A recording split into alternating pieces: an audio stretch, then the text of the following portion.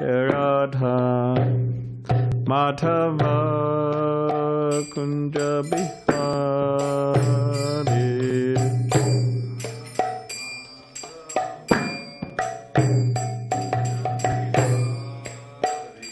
Jai Radha Madhava Kunja Bihari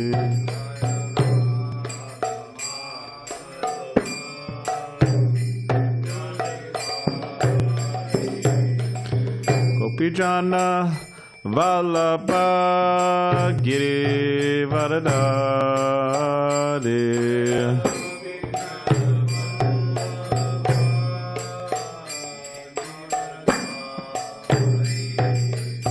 Gopijana Vallabha Giri Varadari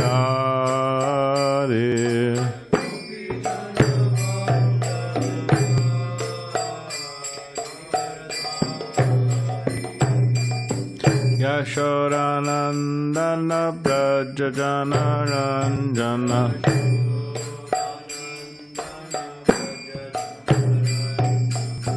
Yashodanandana Brajajana Ranjana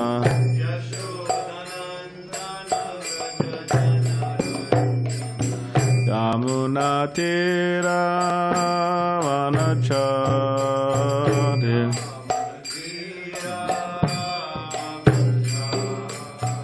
Yamuna Tira Vanachari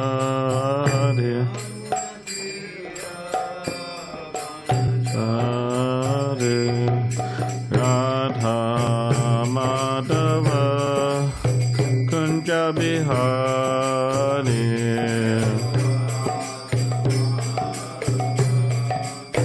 Kunja Bihari Jam Vishnupada Paramahamsa Parivrajacharya Ashtotara Shatashi Srimad His Divine Grace A.C. Bhaktivedanta Swami Prabhupada Ki Jai Jai Om Vishnupad Paramahamsa Parivrajacharya Ashtotara Shatashi Srimad His Divine Grace Srila Bhaktisiddhanta Sarasvati Thakura Prabhupada Ki Jai Ananta Koti Vaishnavarinda Ki Jai Nama Acharya Srila Haridas Thakur Ki Jai Prem Sikaho Shri Krishna Chaitanya Prabhu Nityananda Shri Advaita Gadadhar Shivasadi Gaura Bhaktivinoda Ki Jai Shri Shri Radha Krishna Gopakapana Shama Kund Radha Kund Giri Govardhan Ki Jai Vrindavan Dham Ki Jai Navadip Dham Ki Jai Ganga Yamuna Maya Ki Jai Tulsi Maharani Ki Jai Bhakti Devi Ki Jai Samaveta Bhaktivinoda Ki Jai The divine appearance of His Divine Grace, Srila Bhaktisiddhanta Sarasvati Thakura Ki Jai. All glories to the assembled devotees, all glories to the assembled devotees, all glories to the assembled devotees, all glories to Sri Guru and Sri Gauranga.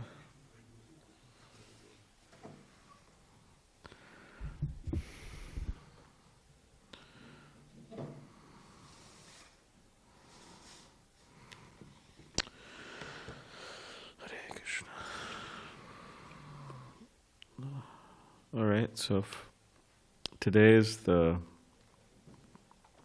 celebration of the 150th anniversary of the appearance of His Divine Grace, Srila Bhaktisiddhanta Saraswati Thakura. So we could read a verse from the Srimad Bhagavatam for those of you who have your devices.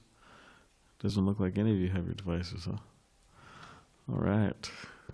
Some real brahmacharis are here. Yeah. Canto 1, Chapter 13, Text 29. Yeah. 1.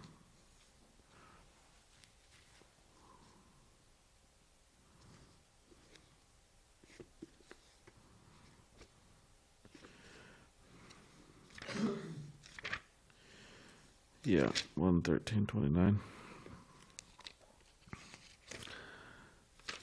There's a few device holders, so. Om Namo Bhagavate Vasudevaya. Om Namo Bhagavate Vasudevaya. Om Namo Bhagavate Vasudevaya. This is first canto, Creation, chapter 13, Dhritarashtra quits home, text 29. So if everybody could please repeat. Evam Raja Vidurena Nujena Pragya Chakshur Bodhita Ajamidaha Chitva Sweshu Sneha Pashan Dradimno Nishchakrama Ratri Sandarshitadva.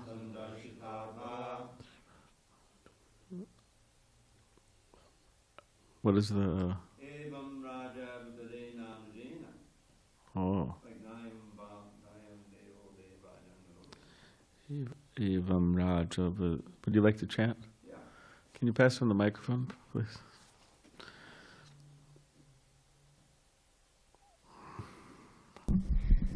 Evam Raja Vidurena Nujena. Evam Raja Vidurena Pragya Chakshu Bodhita Atmajidha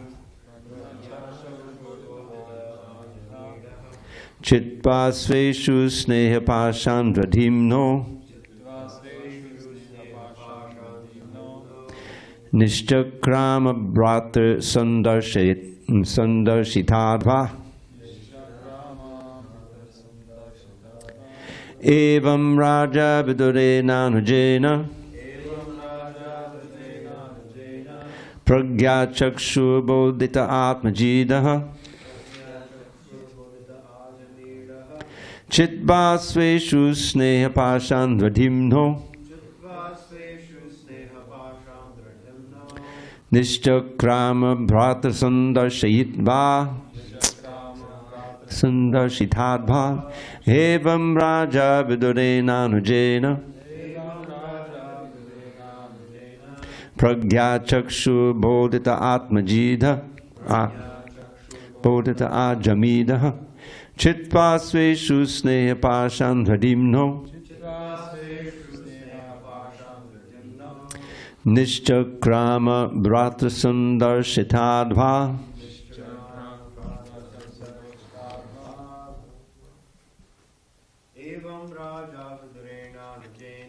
Evam Raja Vidurena Nujena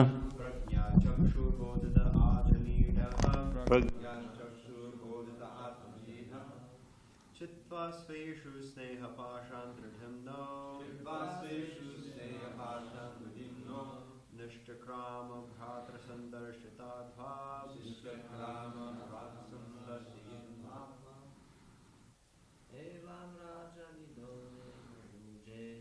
Evam Raja Vidurena Nujena Pragya Chakshu Bodhita Ajamidaha Chitva Sveshu Sneha Pashan Radhimno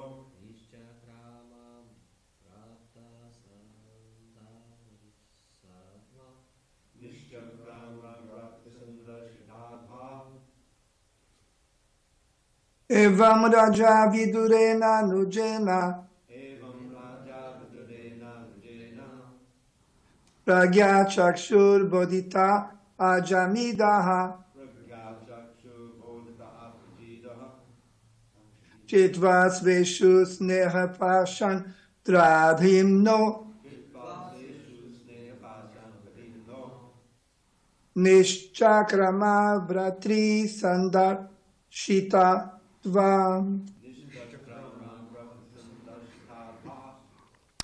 Evam, thus, Raja, King Dhritarashtra, Vidurane Anujena, by his younger brother Vidura. Pragya, introspective knowledge. Chakshu, eyes. Bodhitaha, being understood. Ajamidaha, Dhritarashtra, sign of the family of Ajamida. Chidva, by breaking. Sweshu, regarding kinsmen. Sneha Pashan, strong network of affection. Dradimnaha, because of steadfastness. Nishchakrama, go out. Got out. Bratri, by his brother. Sandarshita, direction to. Adva, the path of liberation. Translation, commentary by His Divine Grace, A.C. Bhaktivedanta Swami Prabhupada. Thus Maharaj Dhritarashtra, the sign of the family of Ajamida, firmly convinced by introspective knowledge, pragya, broke at once the strong network of familial affection by his resolute determination. Thus he immediately left home to set out on the path of liberation, as directed by his younger brother, Vidura. Purport. Lord Sri Chaitanya Mahaprabhu, the great preacher of the principles of Srimad Bhagavatam, has stressed the importance of association with sadhus, pure devotees of the Lord. He said that even by a moment's association with a pure devotee, one can achieve all perfection. We are not ashamed to admit that this fact was experienced in our practical life. Were we not favored by His Divine Grace, Srimad Bhaktisiddhanta Sarasvati Goswami Maharaj, by our first meeting for a few minutes only, it would have been impossible for us to accept this mighty task of describing Srimad Bhagavatam in English. Without seeing him at that opportune moment, we could have become a very great business magnate. But never would we have been able to walk the path of liberation and be engaged in the factual service of the Lord under instructions of His Divine Grace. And here is another practical example by the action of Vidura's association with Dhritarashtra. Maharaj Dhritarashtra was tightly bound in a network of material affinities related to politics, economy, and family attachment. And he did everything in his power to achieve so-called success in his planned projects. But he was frustrated from the beginning to the end so far as his material activities were concerned. And yet, despite his life of failure, he achieved the greatest of all success in self-realization by the forceful instructions of a pure devotee of the Lord, who is the typical emblem of a sadhu. The scriptures enjoin, therefore, that one should associate with sadhus only, rejecting all other kinds of association, and by doing so one will have ample opportunity to hear the sadhus, who can cut to pieces the bonds of illusory affection in the material world. It is a fact that the material world is a great illusion, because everything appears to be a tangible reality, but at the next moment evaporates like the dashing foam of the sea, or a cloud in the sky. A cloud in the sky undoubtedly appears to be a reality because it rains. And due to rains, so many temporary green things appear. But in the ultimate issue, everything disappears, namely the cloud, rain, and green vegetation, all in due course. But the sky remains, and the varieties of sky or luminaries also remain forever. Similarly, the absolute truth, which is compared to the sky, remains eternally, and the temporary cloud-like illusion comes and goes away. Foolish living beings are attracted by the temporary cloud, but intelligent men are more concerned with the eternal sky with all its variegatedness. Om Gantipadanda Syakananjana Shalakya Chakshulan Madhitamena Tasma Shri Gurave Namaha Makam Karitapachalam Pangam Langate Girim Yat Kripatamaham Bande Shri Gurun Diritaranam Mahaja Kavadiri Bishta Kripasinda Bevacha Patitanam Pavanibyo Vaishnavebhyo Namo Namaha. Jai Shri Krishna Chaitanya Prabhu Nityananda Shri Advaita Gadadhar Shivasari Gaura Bhaktivinda. Hare Krishna Krishna Krishna Hare Hare, Hare Rama Rama Rama Hare Hare. Okay, so translation again. Thus Maharaj Dhritarashtra, the scion of the family of Vajramida, firmly convinced by introspective knowledge, pragya, broke at once a strong network of familial affection by his resolute determination. Thus he immediately left home to set out on the path of liberation as directed by his younger brother, Vidura.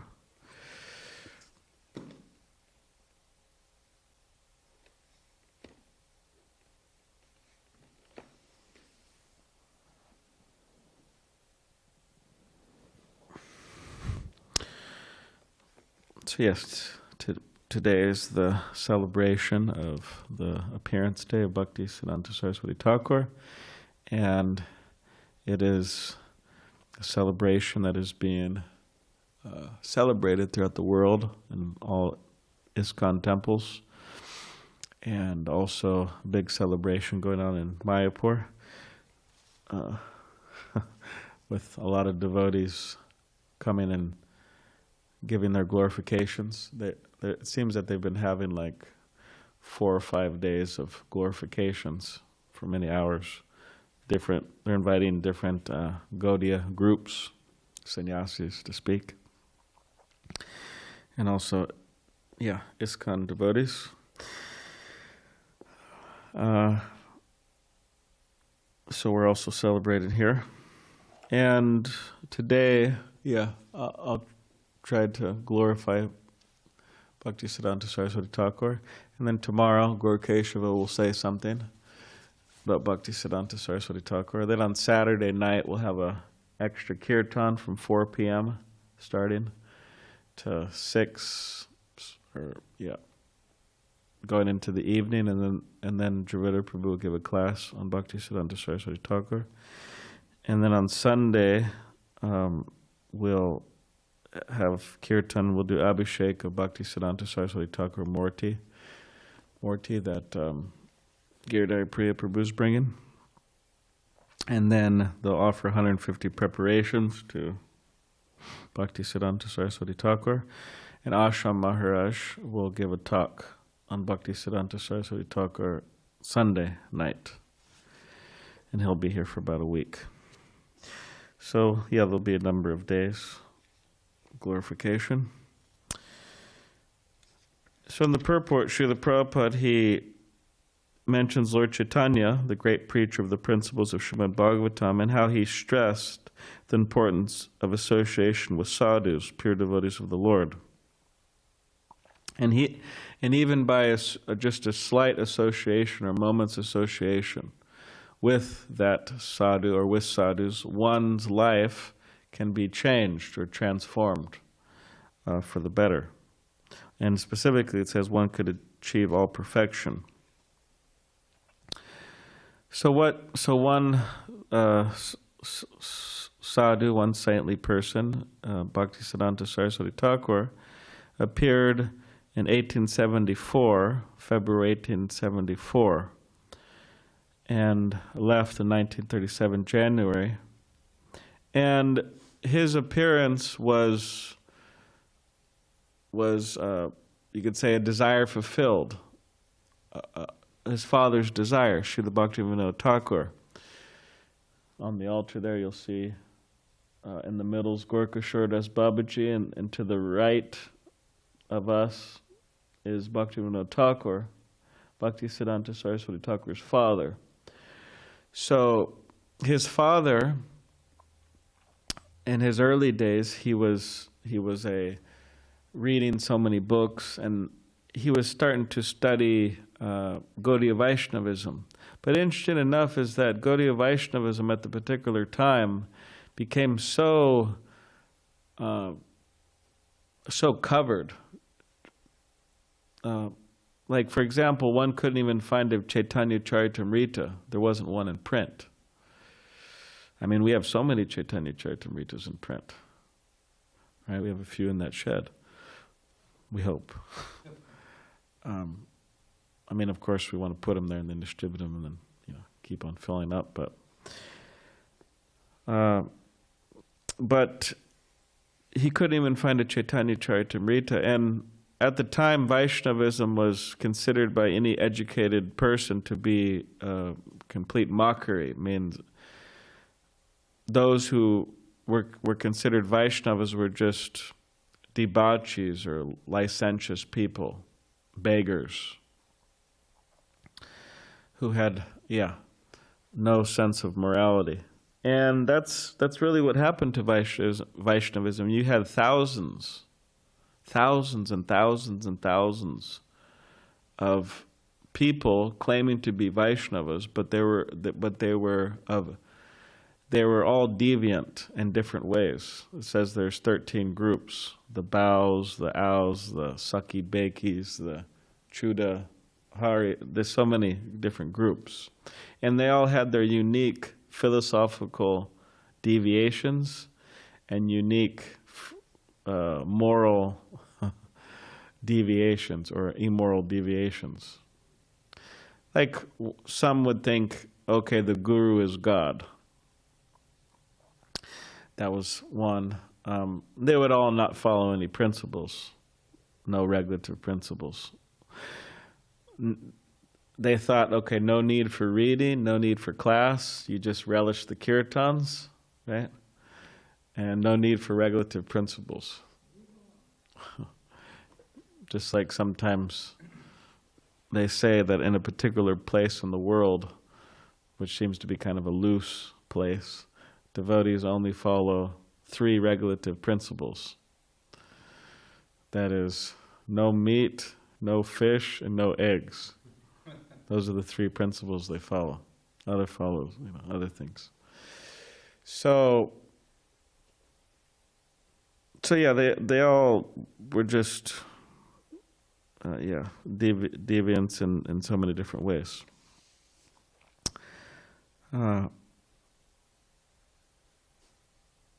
So Bhaktivinoda Thakur, seeing the state of Vaishnavism, what he wanted to do, and what he did do, is he resurrected it.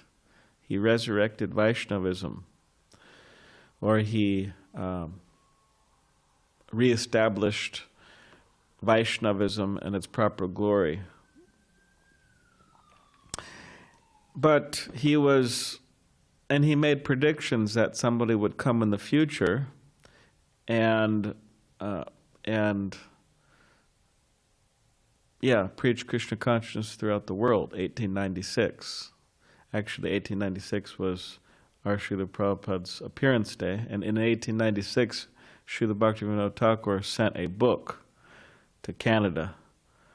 That was the first English book by Chaitanya Mahaprabhu. And devotees found that book in Canada in the library, and they showed Srila Prabhupada, and Srila Prabhupada said, "Oh, this is significant that Bhaktivinoda Thakur sent this in 1896, the year of my birth." So, but he was praying, Bhaktivinoda Thakur, he was a family man, not an ordinary family man. He was a transcendental family man, and he had about, 10 children. And Bhaktisiddhanta Sarasvati Thakur was one of those children. And before his birth, Bhaktivinoda Thakur, he was praying as we call it, as for a ray of Vishnu. He wanted someone to help him in his preaching. So Bhaktisiddhanta Saraswati Thakur, he appeared, and a number of things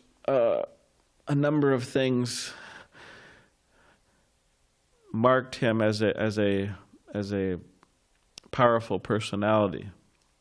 Like his appearance, there's certain characteristics of one's appearance that marks a great personality. So his appearance, it is said that when his mother gave birth, his mother was also a great pure devotee of Krishna.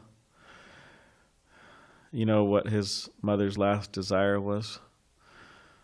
She told him that you should he should spread Chaitanya Mahaprabhu's mission. So it was also her desire. So when Bhaktisiddhanta Sarasvati Thakura, when the mother gave birth to him, the umbilical cord, it was wrapped around like a Brahman thread. The Brahman thread is wrapped a certain way. So, and when he was a young child, they were living in Puri, Jagannath Puri, and the Rath Yatra cart was going by, and it went right by Srila Bhaktivinoda Thakura's house, and they brought the baby out, Bhaktisiddhanta Saraswati Thakura, they brought him out, and somehow or other Lord Jagannath's cart was stuck there. It happens sometimes. It happened in Chaitanya Mahaprabhu's pastimes. It also happened in Los Angeles. I remember one time Balaram's cart the wheel fell off, and then devotees had to carry Balaram to Subhadra's cart. I remember that. Balaram's the last cart, so that was very convenient. I don't know what they would do if Subhadra's cart or Jagannath's cart. I'm not sure what they would do. It's hard to get around those carts, but so it happened. So this cart stopped in Puri, and they brought their baby out, and while they're bringing Bhaktisiddhanta Saraswati for darshan, the garland of Lord Jagannath fell on his body, over his garland. And what is it? Yeah. And as a young, there was a time, as a young boy, apparently they brought some mangoes home, and he was claiming one of the mangoes before it was offered. And then his father rebuked him for that and said, this isn't right. You shouldn't think about this before it's offered to Krishna. And since that he was very young, and since that day, he vowed never to eat mangoes again, which is a tough thing to do in India. Everybody talks about, the greatness of mangoes there. He did have like mango chutney and things like that, but never did he have a mango in that form again. So as a young boy, he was being trained by his father in editing and proofreading and writing. Srila Bhaktivinoda Thakur, who performed this Nam Yagya, chanting of the holy names, 9 billion names on a particular beads, he gave those beads to Srila Bhaktisiddhanta Sarasvati Thakur when he was a young boy. In this way he was trained by his father, and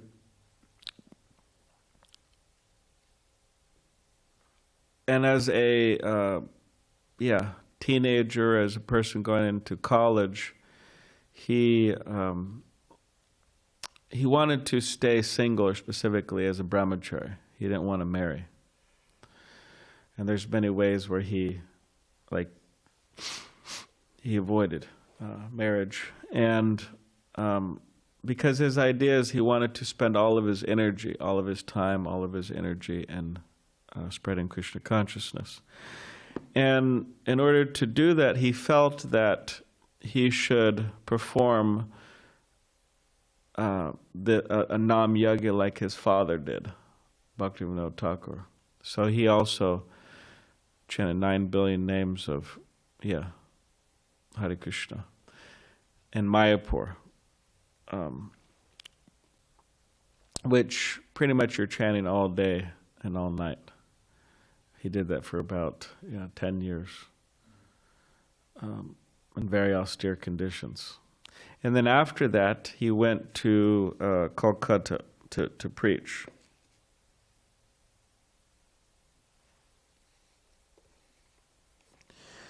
He went to Calcutta to preach and to spread you have the teachings of Lord Chaitanya.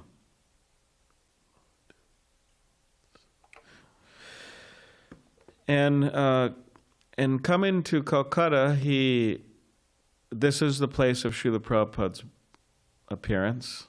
You could go there. Prabhupada appeared under a jackfruit tree in Calcutta. You could go, yeah, very beautiful. So our Srila Prabhupada was there in Calcutta as a young man, and he was part of the mission, Mahatma Gandhi's mission. And one of his friends, Narendra, wanted him to meet Bhaktisiddhanta Sarasvati Thakura.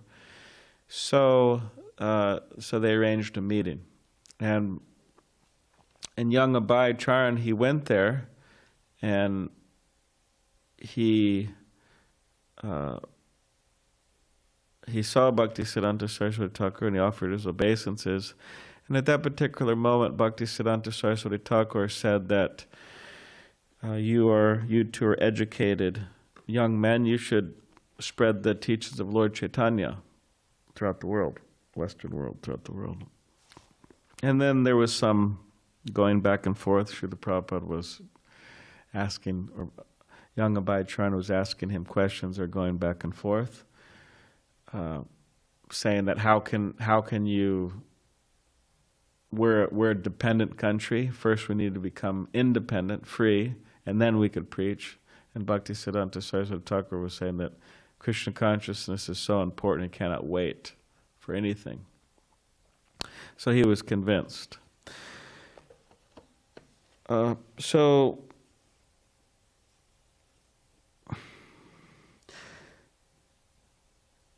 Srila Prabhupada coming to America on the order of his spiritual master and establishing the International Society for Krishna Consciousness and accepting his own disciples. He was pushing his disciples to spread Krishna consciousness, and he was saying, I'm an old man, I could die at any time. And he said, now it's in your hands. You have to spread the mission of Chaitanya Mahaprabhu. So Prabhupada was telling his disciples that. And for those who are not Srila Prabhupada's direct disciples, I mean the grand disciples of Srila Prabhupada, it is a similar principle. Bhaktivinoda Thakur was there, he left. Bhaktisiddhanta Saraswati Thakura was there, he left. Our Srila Prabhupada was there. There was a time he left, right, 1977. So, and then his disciples, right, his disciples becoming gurus. I mean, when Srila Prabhupada was speaking like this, I could die in any moment, how old was he? He was in his 70s. 70, he came, right, turned 69, and then, yeah, in his 70s. He was in his 70s, he passed away in 81. That's when he was speaking like this. So, many persons' spiritual masters are in their 70s. It's hard to think of any spiritual masters who are not in their 70s. Besides, of course, you have now you have Prabhupada disciples who are probably not in their 70s, but they're initiating. Like, how old is your spiritual master? Yes, 65. And you're 65 also? 66. So these are, you could say, exceptions. Most are in their 70s. My spiritual master, 76. Gopal Krishna Goswami, 80, I think. Anyway, so it's an exception, younger one. So, so we should feel some responsibility that we should be Krishna conscious. And what does that mean practically? It means, okay, well, we have to rise early, attend Mangal Arti, chant Hare Krishna, attend class, be engaged in service throughout the day, have some evening program, try to extend Krishna consciousness to people by book distribution, by Harinam, by etc., etc., etc. There's many, many ways to do that. Not just these two, but there's many ways. So to rack our brains how to give Krishna consciousness to others. And try to become pure, because purity is the force. And purity spoils everything. There's been great movements that have been destroyed due to impure motives, like the Gaudiya Math, for example, for many years, submerged and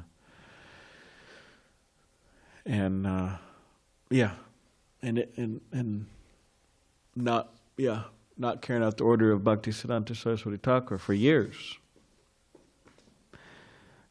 Temples have been destroyed. Communities have been destroyed by neglecting the order of the spiritual master, because ultimately it's not the success of the Hare Krishna movement is not buildings and people joining and offerings being cooked and incense being waved and all of these things. But the real success is that people are becoming pure and they're coming to the point of pure devotional service. That's the real success. So as much as the Hare Krishna movement loves building temples and doing all different types of things, it's good, but the real thing ultimately is that one has to become pure. One has to purify their heart. They have to come to the platform of pure devotional service. And this is what Bhaktisiddhanta Saraswati Thakur came to teach the world, pure devotional service, by his teachings, by his character. And this is what he wanted his disciples and his grand-disciples and grand.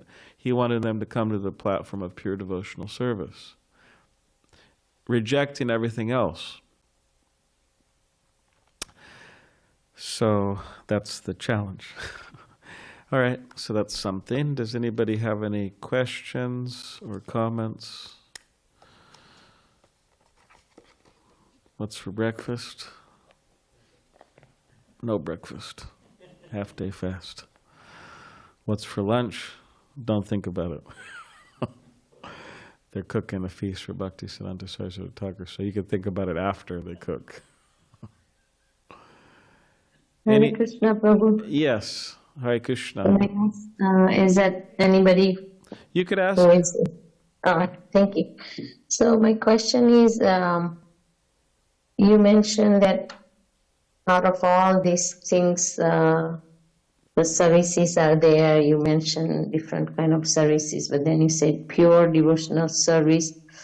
Would you define or talk about it, like what is the best way if the mind is chattering and all this? What is the pure? We are trying, but what do you mean? Would you define that, please? Okay. Thank you. The mind is chattering. Yeah.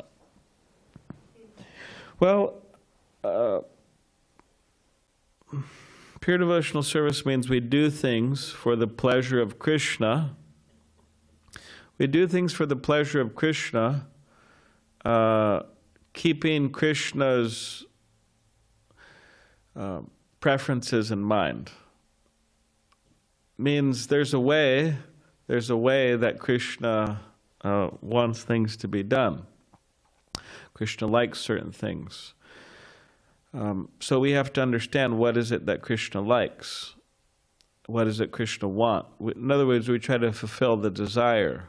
Because when we talk about pure devotional service, it means putting aside one's own desires, or just rejecting those desires.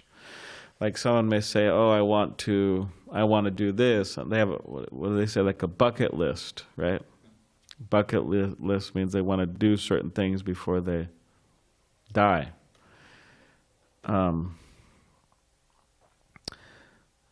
But the idea is to make our desires one with Krishna, or make our desires one with the spiritual master. In other words, we become only interested in fulfilling their desires and not fulfilling our own material desires. Like someone would say, oh, well, I want a red Lamborghini.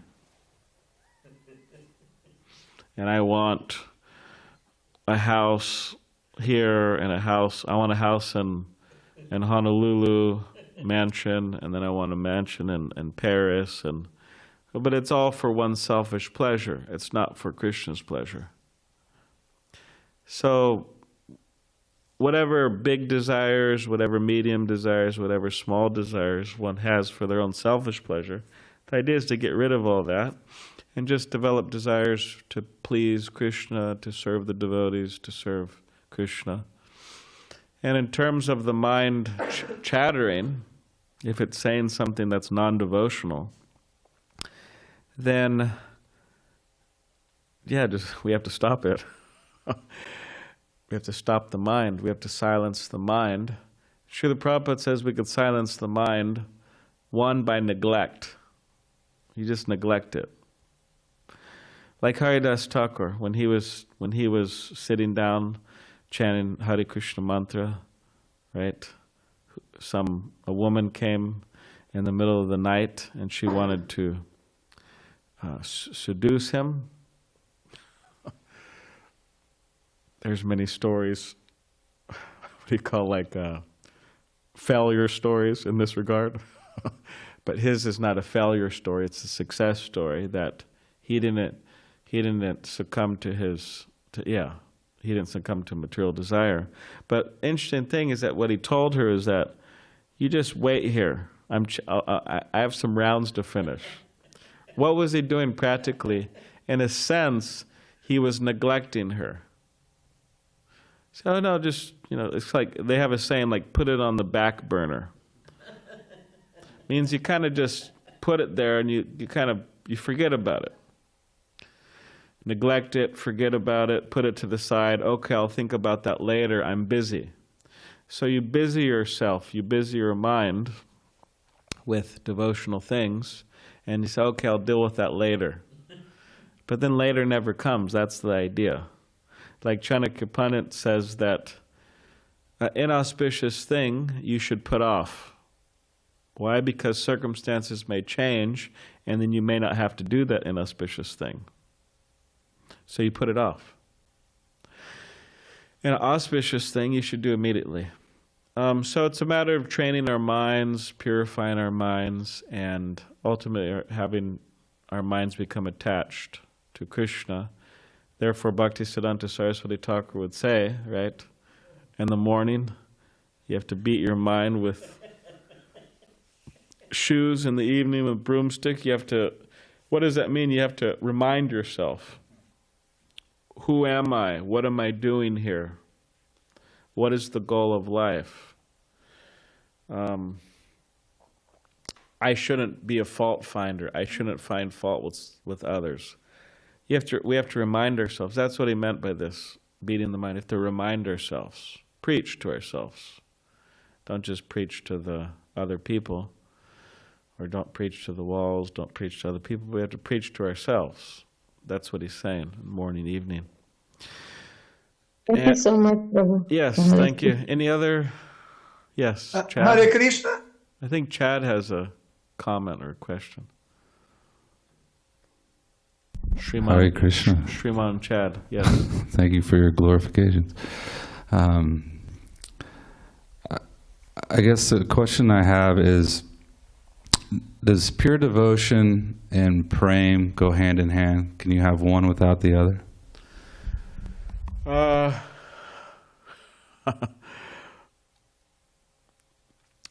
Well, there's practicing pure devotional service, then there's, you could say, being steady in pure devotional service. Or like Prabhupada would say, oh, how many pure devotees are there in ISKCON, right? There was 80 devotees at the time. or no, Prabhupada said, yeah, they asked the question, how many pure devotees are there in ISKCON?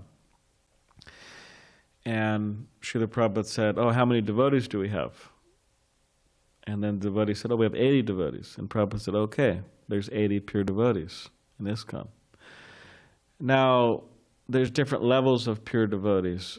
There's different standards of what it means to be a pure devotee. Now, you could say one can be a pure devotee in the process, or they're on the path of pure devotion. So sometimes we may get a glimpse of pure devotional service in our lives, and then sometimes we don't. It's something else, mixed. But definitely on prema, yeah, one has pure devotional service. But in the meantime, there's practicing, and then there's being on it, and then kind of some unsteadiness going on.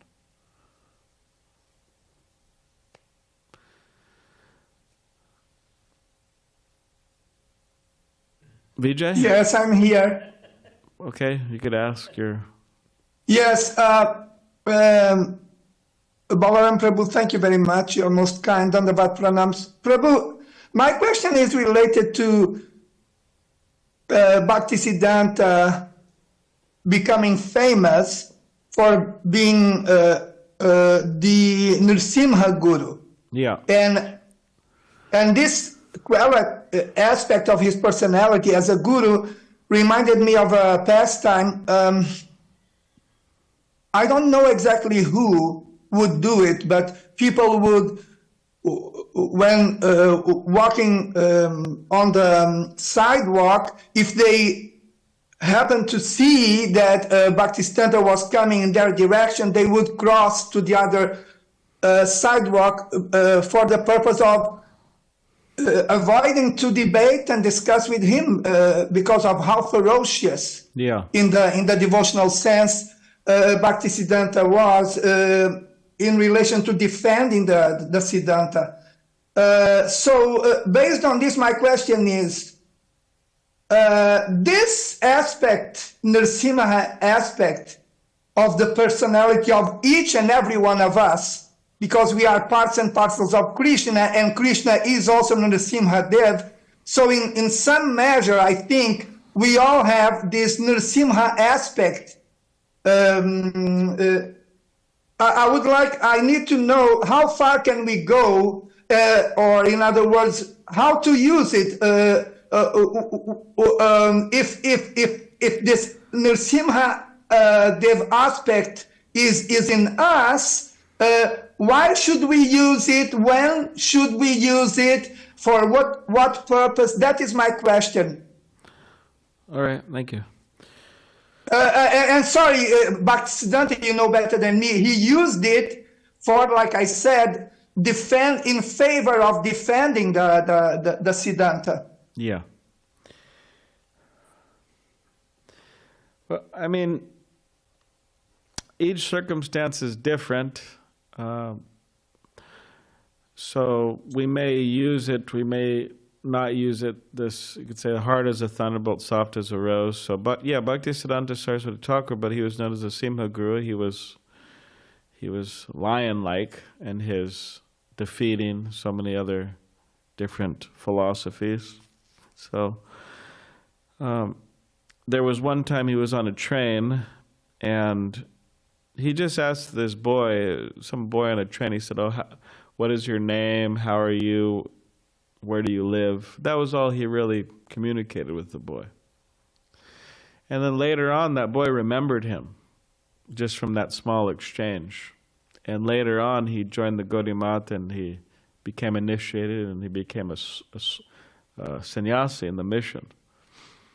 Not a direct disciple of Bhaktisiddhanta, because he was quite young at the time. So it's not that he was, you could say, like that all the time, but in certain circumstances, when he felt that people were needing that. So yeah, we have to develop or cultivate our spiritual intelligence to know when's the time I use it, when's the time I use the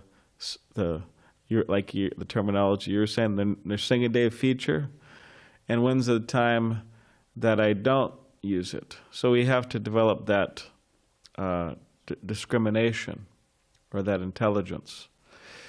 And therefore, Bhaktivinoda Thakur, he would say, unless one's heart is pure, they have to be very, very careful in using this, because they may misuse it.